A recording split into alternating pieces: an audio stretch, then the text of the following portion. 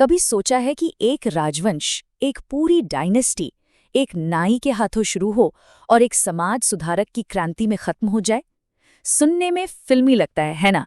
लेकिन आज हम 12वीं शताब्दी के दक्षिण भारत के कल्चरी राजवंश की कुछ ऐसी ही नाटकीय कहानी को समझने की कोशिश करेंगे। एक ऐसी शक्ति जिसके बनने और बिगड़ने की कहानी ने इतिहास पर एक बहुत गहरी छाप छोड़ी। और इस पूरी कहानी के सेंटर में है ये इम्मादी बिज्जल, एक ऐसे सम्राट जिनका शासनकाल 1130 से 1167 ईस्वी तक चला। और यही वो दौर था जिसे कल्चूरी राजवंश का सुनहरा दौर यानी कि पीक माना जाता है। लेकिन हर कहानी की एक शुरुआत होती है ना। इस राजवंश की जड़ें भी एक बहुत ही दिलचस्प और कह सकते हैं पौराणिक कथा में है। तो चलिए थोड़ा पीछे चलते हैं, बहुत पीछे, 6वीं शताब्दी ईस्वी में, और जानते हैं इनकी ये अनोखी ओरिजिन स्टोरी। तो बात शुरू होती है एक क्रूर राजा से जिसका नाम था वीरक्षत्रिय। कहते हैं कि उसने अपने राज्य कालंजर दुर्ग में डर और आतंक का माहौल बना रखा था।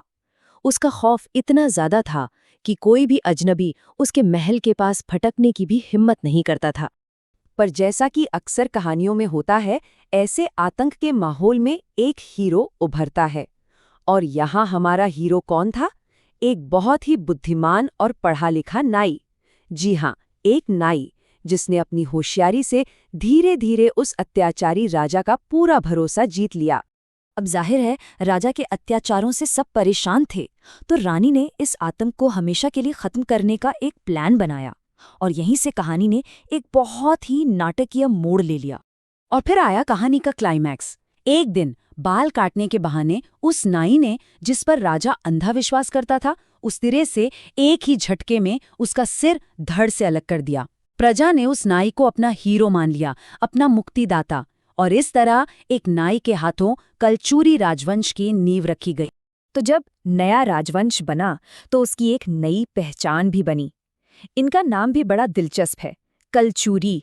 ये 2 शब्दों से बना है, कल यानी मूंछ और छुरी यानी तेज चाकू, जो शायद उनकी वॉरियर इमेज को दिखाता है। उनका प्रतीक था सुवर्ण वृषभ यानी सोने का बैल, जो शक्ति का प्रतीक था। और उन्होंने जैन धर्म को काफी संरक्षण दिया। खैर, इस शुरुआती कामयाबी के बाद ये राजवंश लगभग 500 साल तक गुमनामी में रहा। लेकिन फिर 12वीं सदी में एक शख्स ने इस डायनेस्टी की किस्मत ही बदल दी और इसकी जबरदस्त वापसी की कहानी लिखी। और वो थे इम्मादी बिज्जल। जरा देखिए कि ये सब कुछ कितनी तेजी से हुआ। 1149 में चालुक्य सम्राट की मौत हुई, जिससे एक पावर वैक्यूम बन गया। बिज्जल, जो पहले एक सामंत थे, उन्होंने मौके का पूरा फायदा उठाया और 1153 तक काफी ताकतवर हो गए। और फिर 1162 तक तो उन्होंने खुद को आजाद घोषित कर दिया, अपना राज कर्नाटक और महाराष्ट्र तक फैलाया और राजधानी भी कल्याणी में शिफ्ट कर दी। मतलब 10 साल से भी कम समय में एक सामंत से सीधे सम्राट। अब बिज्जल का दौर सिर्फ जीत और लड़ाइयों का नहीं था, ये विशाल सांस्कृतिक कामयाबियों का भी दौर था। लेकिन इसी सुनहरे दौर में समाज के अंदर ही अंदर एक क्रांति के बीज भी बोए जा रहे थे। बिज्जल के दौर की कला का एक शानदार नमूना है बलिगावी में बना केदारेश्वर मंदिर। लगभग 1160 ईस्वी में बना ये मंदिर होयसल और चालुक्य आर्किटेक्चर का एक खूबसूरत मिक्सचर है। मतलब उस दौर की कला कितनी समृद्ध थी, ये मंदिर उसका जीता जागता सबूत है। और अब कहानी में एक ऐसे किरदार की एंट्री होती है जो सब कुछ बदल देता है। मजे की बात यह है कि बिज्जल के दरबार में सबसे ताकतवर लोगों में से एक कोई सेनापति नहीं था, बल्कि एक दार्शनिक और क्रांतिकारी समाज सुधारक थे, जिनका नाम था बसवन्ना। बसवन्ना को जग ज्योति भी कहा जाता था, यानी दुनिया की रोशनी। उन्होंने अपने मंत्री पद का इस्तेमाल क्रांतिकारी सुधारों के लिए किया। सोचिए, उन्होंने उस समय की जन्म पर आधारित जाति व्यवस्था को सीधे सीधे चुनौती दी। अनुभव मंडप जैसे मंच बनाए, जहां हर जाति के लोग एक साथ आकर बात कर सकते थे। ये सत्ता के केंद्र से शुरू हुई एक सामाजिक क्रांति थी। ये जो फलता फूलता लेकिन अंदर से तनाव से भरा समाज था, वो एक ऐसी नींव पर खड़ा था जो अब टूटने वाली थी। और इसी के साथ शुरू हुआ राजा और उसके राजवंश के पतन का आखिरी अध्याय। बिज्जल का अंत बहुत ही अचानक और हिंसक था। 1167 में उन्होंने खुद ही गद्दी छोड़कर अपने बेटे को राजा बना दिया। लेकिन बसवन्ना के सुधारों से जो पुराने विचारों वाले लोग नाराज थे, वो चुप नहीं बैठे।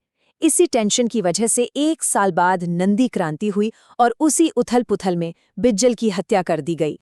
बिजल की मौत ने राजवंश को बहुत कमजोर कर दिया। अंदरूनी लड़ाई और बाहरी दबाव की वजह से पूरा साम्राज्य ताश के पत्तों की तरह बिखरने लगा। और सिर्फ 16 साल बाद 1184 में चालुक्यों ने वापस सत्ता पर कब्जा कर लिया और कलचुरी शासन का अंत हो गया। तो देखा जाए तो इस राजवंश का राज भले ही बहुत लंबा नहीं चला, लेकिन उनकी विरासत, उनका असर आज भी जिंदा है। एक तरफ केदारेश्वर मंदिर जैसी खूबसूरत इमारतें हैं और दूसरी तरफ बसवन्ना के सामाजिक सुधारों के विचार जो आज भी याद किए जाते हैं। तो आखिर में ये कहानी हमें एक बहुत बड़े सवाल के साथ छोड़ जाती है कि जब सुधार की लहरें क्रांति का तूफान बन जाती हैं, जब बदलाव की आंधी अंदर से ही उठती है, तो क्या कोई भी साम्राज्य, कोई भी ताकत उसके सामने टिक सकती है? कलचुरी राजवंश का ये नाटकीय पतन शायद इसी सवाल का एक बहुत शक्तिशाली जवाब है।